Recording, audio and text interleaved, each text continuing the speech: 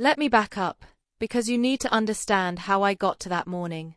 My name is Thomas Anderson, though in the privacy of my small apartment, I went by Lily. By day, I was the most boring person you'd ever meet. I worked at a mid-sized accounting firm in Chicago. I wore gray suits and navy ties. I kept my hair short and professional. I spoke in measured tones about tax codes and quarterly projections.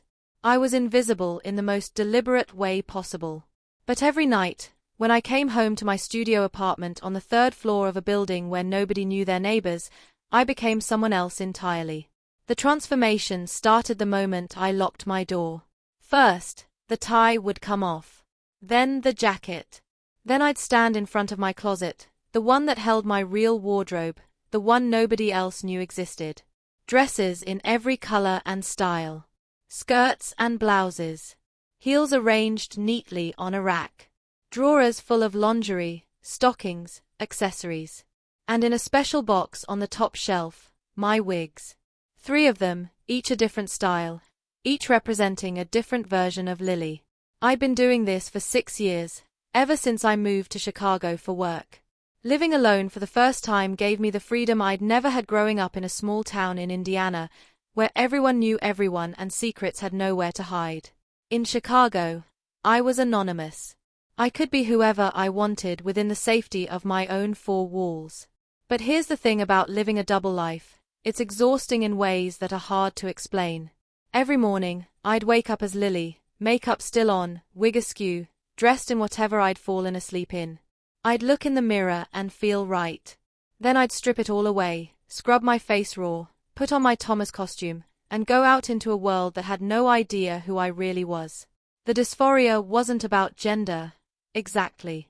I didn't feel like a woman trapped in a man's body. I felt like a person trapped in society's expectations of what a man should be. Cross-dressing wasn't about becoming someone else. It was about finally being myself. But the line between Thomas and Lily was absolute. Thomas existed Monday through Friday, 9 to 5, and in any public space. Lily existed only in the apartment, only alone, only in secret. I'd built these walls carefully, intentionally, because I knew what happened to people like me when the world found out. I'd seen the news stories, heard the jokes, felt the casual cruelty in how society talked about men who wore dresses. So I kept Lily locked away, safe and secret. Until the morning when I woke up and forgot to come back. Act 2. The morning everything changed. That particular Thursday started like any other. I'd come home from work exhausted, both physically and spiritually. There's a special kind of tiredness that comes from performing a version of yourself that isn't real.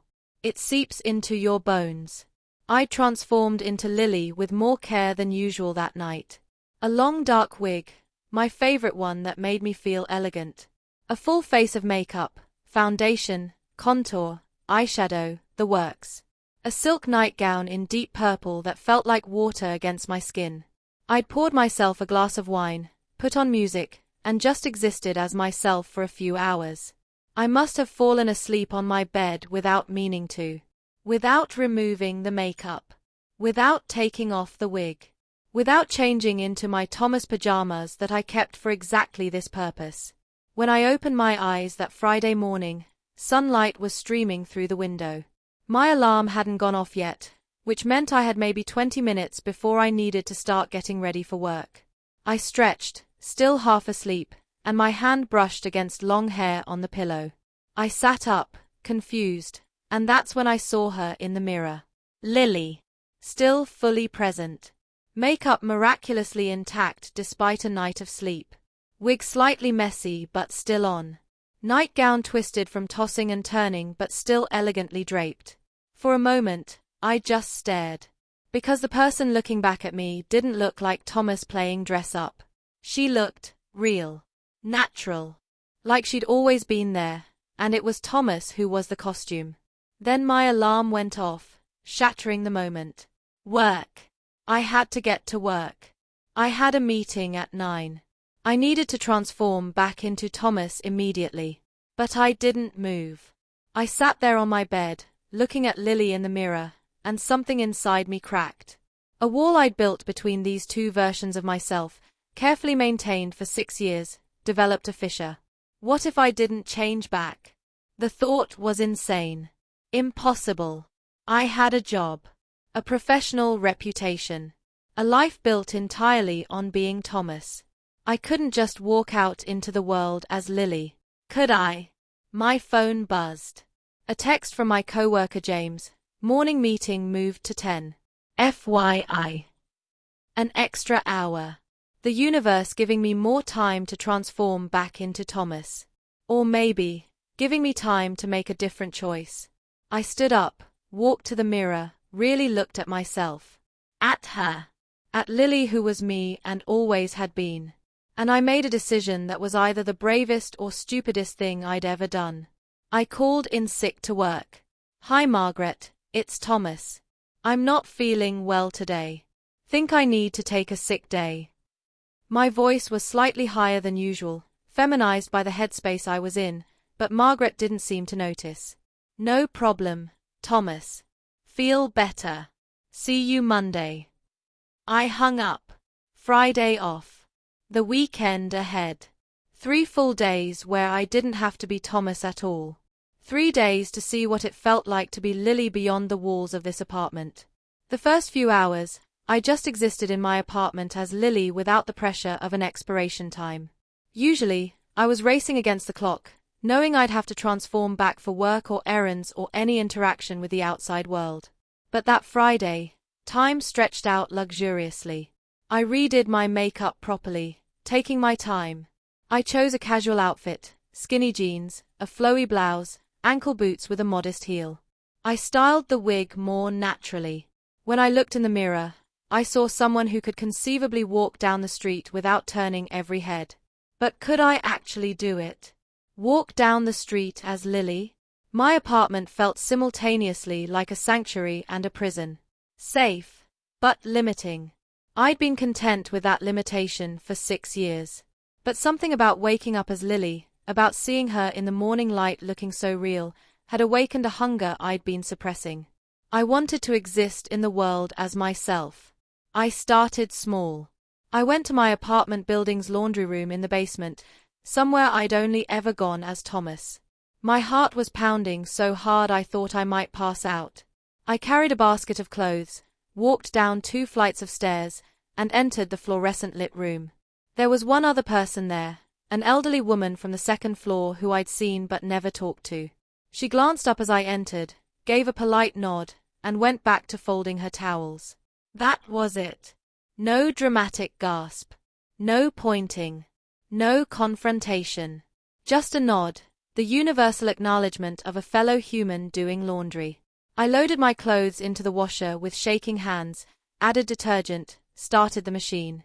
The elderly woman finished her folding and left. I was alone in the laundry room, presenting as Lily, and the world hadn't ended. It was such a small thing, but it felt monumental. Emboldened, I decided to try something bigger. There was a coffee shop 2 blocks from my apartment, a place I went sometimes as Thomas. Could I go there as Lily? The walk to the coffee shop was the longest 2 blocks of my life. Every person I passed on the sidewalk felt like a judge. Every glance felt like scrutiny. I was hyper-aware of how I walked, how I held myself, whether my wig looked natural, whether my makeup was obvious. But I made it. I pushed open the door, and the familiar smell of coffee and pastries washed over me. The barista was a young guy with dyed blue hair and multiple piercings. He looked up with the same customer service smile he gave everyone. "What can I get you?" A vanilla latte, please. Grande." My voice came out higher than usual, feminized but not cartoonish. "Name." This was it. The moment of truth. I could say Thomas. Play it safe. Or Lily.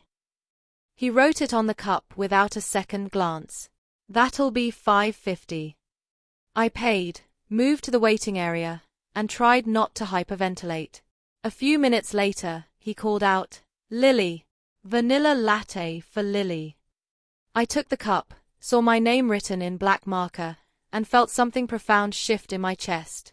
This small acknowledgement of my chosen name, this tiny recognition of who I actually was, it meant everything. I sat in the corner of the coffee shop for an hour, sipping my latte, watching people come and go. Nobody stared. Nobody pointed. Nobody cared. To them, I was just another woman getting coffee on a Friday morning. And maybe, I realized, that's exactly what I was. That Friday was just the beginning. I spent the entire weekend as Lily, pushing boundaries I'd never dared to approach before. Saturday, I went shopping. Real shopping, in stores, trying on clothes in fitting rooms. I went to Target for basics, then to a thrift store where I found an amazing vintage dress. The woman at the thrift store register complimented my style. "You have a great eye," she said, and I nearly cried. Sunday, I went to a park. Sat on a bench, read a book, people watched. A woman around my age sat down next to me and we ended up chatting for 20 minutes about the novel I was reading. She introduced herself as Monica, asked if I lived in the neighborhood, talked about her dog. Just normal, casual conversation between two people. She had no idea she was talking to someone who had never existed in public before that weekend. With each interaction, I expected to be clocked, to be read as a man in women's clothes, to face ridicule or hostility. But it never happened. People saw Lily and accepted what they saw without question. By Sunday evening, I was back in my apartment, standing in front of the mirror again. I'd been Lily for 3 days straight. The longest I'd ever maintained this identity. And I felt more centered, more at peace, more authentically myself than I had in my entire adult life. But Monday was coming. Work was coming. Thomas was waiting in the wings, ready to reclaim his role. The thought of putting him back on felt like contemplating a prison sentence.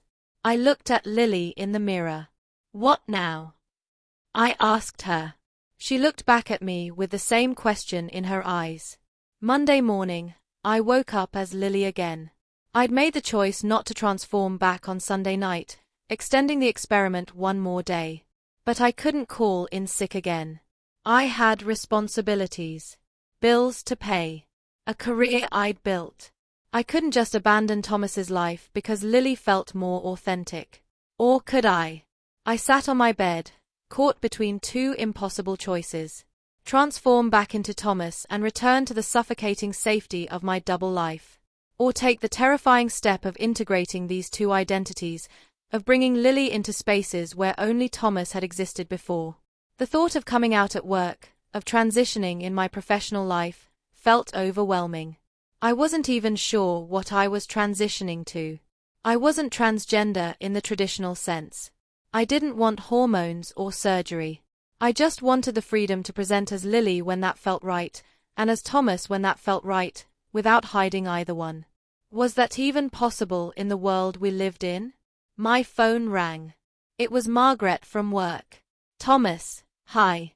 Hope you're feeling better. Listen, I wanted to give you a heads up. The partners are announcing a restructuring today. Some positions are being eliminated. I don't think yours is at risk, but you should probably be here for the meeting at 11. My job was potentially on the line, and I was sitting here in a nightgown debating my identity. The universe has a sense of humor. "I'll be there," I said automatically. I hung up and looked at the clock. 2 hours to transform back into Thomas. Plenty of time. But I didn't move. Instead, I thought about the last 3 days. The coffee shop barista who didn't care. The thrift store clerk who complimented my style. Monica in the park who saw me as just another person. The complete absence of the judgment and hostility I'd feared my entire life. And I thought about 6 years of careful compartmentalization. 6 years of being two separate people who never touched. 6 years of feeling fractured and incomplete. I couldn't keep living like that. The weekend had shown me that integration was possible. That Lily could exist in the world. But how much of the world was I brave enough to bring her into? I made a compromise with myself. I would go to work as Thomas today. Face the restructuring meeting. Secure my job. But I would also start planning. Start researching. Start figuring out how to live a more integrated life. Baby steps. The weekend had been a revolution. Now came the harder work of evolution. I showered, removing the makeup with regret. I took off the wig, seeing Thomas's short hair underneath. I put on the suit, the tie, the mask. But something was different. As I looked at Thomas in the mirror, I didn't see my only option anymore. I saw one option. One presentation among many that I could choose. Thomas was no longer my prison. He was just one outfit in my closet. I'm not going to tell you that everything changed overnight, because that would be a lie. Change is slow, messy, and terrifying. But that weekend, and specifically that Friday morning when I woke up and she was looking back at me, started a process that transformed my life. Over the next 6 months, I took small steps toward integration. I started seeing a therapist who specialized in gender identity, not because I wanted to transition, but because I needed help navigating this in-between space I occupied. She helped me understand that gender presentation is a spectrum, not a binary, and that I was allowed to exist anywhere on that spectrum that felt authentic. I started dressing more androgynously at work. Nothing dramatic, but subtle shifts. A more fitted suit cut. Subtle jewelry. Growing my hair out just a bit longer. Testing the waters. I came out to a few close friends, one by one. The reactions were mixed. Some disappeared. Others surprised me with their acceptance. One friend, Katie, became my biggest advocate. She helped me shop, gave me makeup tips, and more importantly, saw Lily and Thomas as the same person, just different expressions. I started going to a support group for cross-dressers and gender non-conforming people. Hearing other people's stories, realizing I wasn't alone in this liminal space, was healing in ways I hadn't anticipated. And gradually, Lily started existing in more and more spaces. Weekend brunches with accepting friends. Evening walks around the neighborhood. A work-from-home day here and there where I presented as her on Zoom calls with my camera off. The biggest moment came on a Saturday 6 months after that pivotal weekend. Katie invited me to her birthday party and explicitly said, "Come as Lily. I want my friends to meet the real you." I almost said no. A party full of strangers felt too risky, too exposed. But Katie had been so supportive, and I trusted her. So I went. I wore a cocktail dress I'd bought specifically for the occasion. I did my makeup with more confidence than ever before. I wore my favorite wig, the long dark one that had started this whole journey. Walking into that party was terrifying. But Katie greeted me with a huge hug, introduced me to people as Lily, and made it clear through her casual acceptance that this was completely normal. I spent the evening talking, laughing, being social as Lily in a way I'd never been able to as Thomas. People asked what I did for work, where I lived, the normal getting-to-know-you questions. Nobody asked invasive questions about my gender. Nobody treated me like a curiosity. At one point, I went to the bathroom and looked at myself in the mirror. The same mirror where this had all started 6 months ago, in a way. But I looked different now. More confident. More integrated. More whole. She was looking back at me, but she didn't feel separate anymore. Lily and Thomas weren't two different people. They were both me, two presentations of the same person, finally starting to coexist instead of fighting for dominance. It's been a year now since that Friday morning. I still work at the same accounting firm, still present mostly as Thomas in professional spaces. But the walls between my identities have become more permeable. I dress as Lily most weekends. Some of my neighbors have seen both presentations and don't seem to care. I've even gone on a few dates, some as Thomas, some as Lily, all of them with people who knew about both sides of me before we met up. The dating world is complicated when you're gender fluid, but at least now I'm being honest. I haven't come out at work yet. That feels like a bridge too far, for now. But maybe someday. I'm learning that you don't have to do everything at once. Progress isn't linear. This morning, I woke up as Lily again. The wig was slightly askew, makeup smudged from sleep, nightgown twisted around me. I looked in the mirror and saw the same scene that had started this journey a year ago. But this time, I wasn't surprised. I wasn't panicked. I just smiled at her, at me, at the person I'd finally allowed myself to become. "Good morning," I said to my reflection. She smiled back. Because the truth is, it doesn't matter if I wake up as Thomas or Lily or some combination of both. They are all me. The suits and ties, the dresses and heels, the short hair, the wigs, all of it is just different ways of expressing the same person. That Friday morning when I woke up and she was looking back at me, I thought it was a crisis. An accident. A moment of forgetting to hide. But it wasn't. It was a revelation. A doorway. An invitation to finally stop fracturing myself into acceptable pieces and start existing as a whole, complicated, gender-fluid person. I still wake up sometimes and she's looking back at me. Other times, it's him. Most times, it's just me, undefined and unapologetic. And that person, whoever they are that particular morning, is finally free.